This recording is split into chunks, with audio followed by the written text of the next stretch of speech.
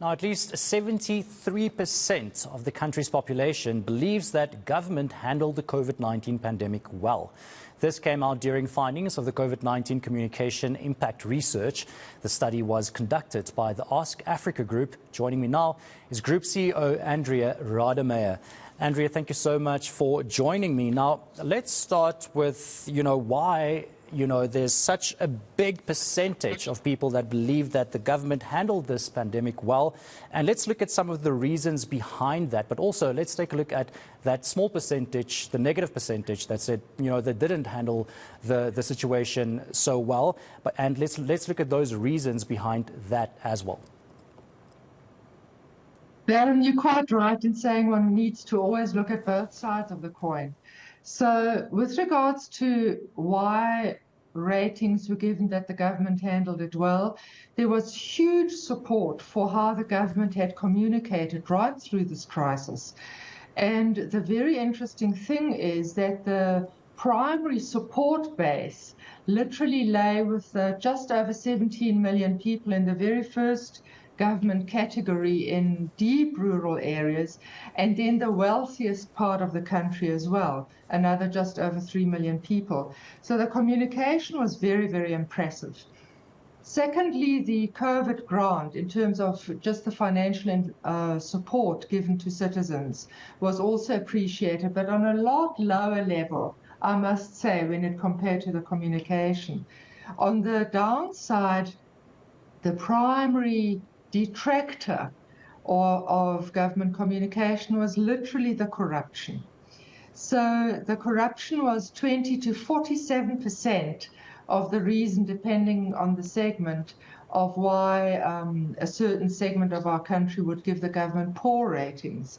And then secondly, just the unemployment, which seemed to carry on and on and on, and really a lot of people slid into severe poverty because of that. And let's take a look at the other, big factor here. It's, of course, vaccinations. What was the biggest reason for people, not being vaccinated during that first wave? And then also, did it pick up during the second wave and so on? So in the first wave, I would say what really influenced citizens was the trust they felt in government. Right at the beginning, the trust was exceptionally high.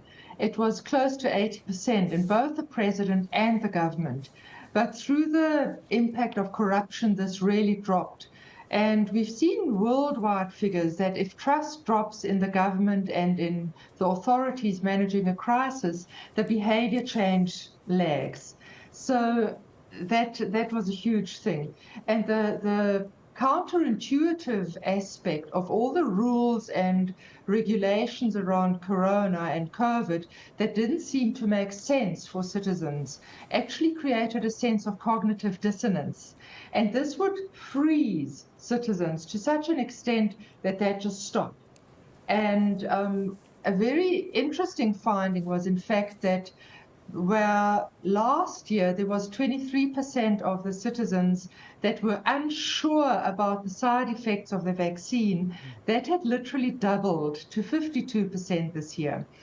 And that really is not a result so much of the actual vaccine information, but the systemic influences around how we trust scientists, the legal fraternity, our leadership. So it's a very complex thing to actually have managed by government communications.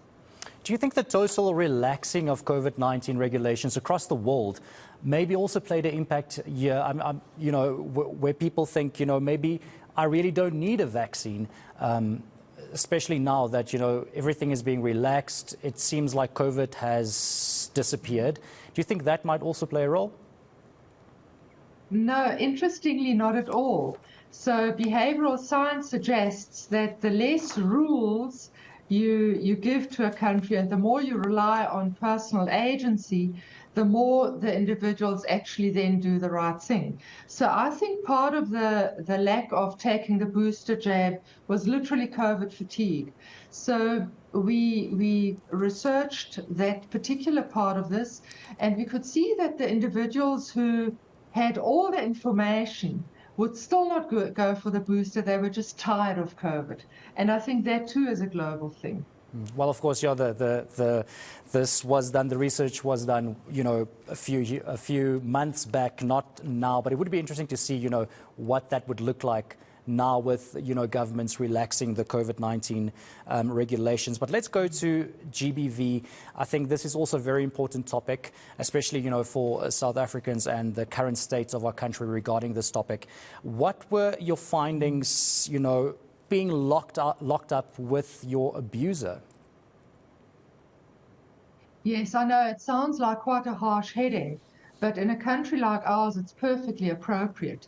Where more than one, now this is where statistics come in, let's say 1 out of 2 individuals, this is male and female, knew personally of somebody that had been subjected to violence or GBV.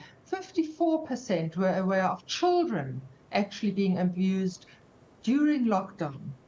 So lockdown was detrimental to GBV and to women's rights and to women's safety, and also to women's economic standing. I mean, many of the international NGOs have actually said that lockdowns put female parity back by decades.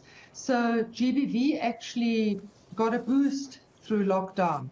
And if one considers that a lot of the unskilled labor worldwide, once again, is fulfilled by women, and women were not allowed to work. In our country, domestic servants, that entire domestic sector collapsed to an extent. And women have, around 20% of women in our country even have savings.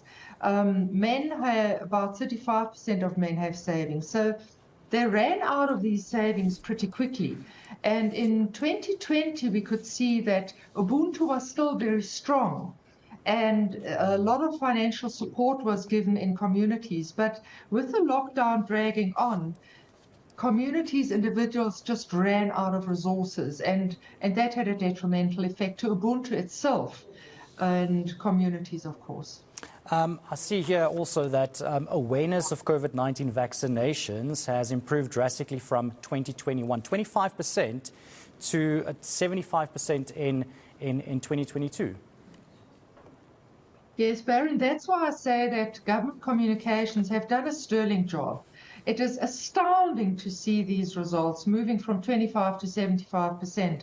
And considering that there's so many different parts to our communities. So having managed to achieve such a behavior change actually speaks to the capacity in our country for change. So my suggestion would very strongly be that government continues communicating, not on COVID because there's fatigue, so at the moment it doesn't actually make a difference to spend more money on the communications, but to replace it with a different topic. May it be GBV, may it be HIV/AIDS, may it be, crime or corruption, whatever it is that we as citizens choose as a topic.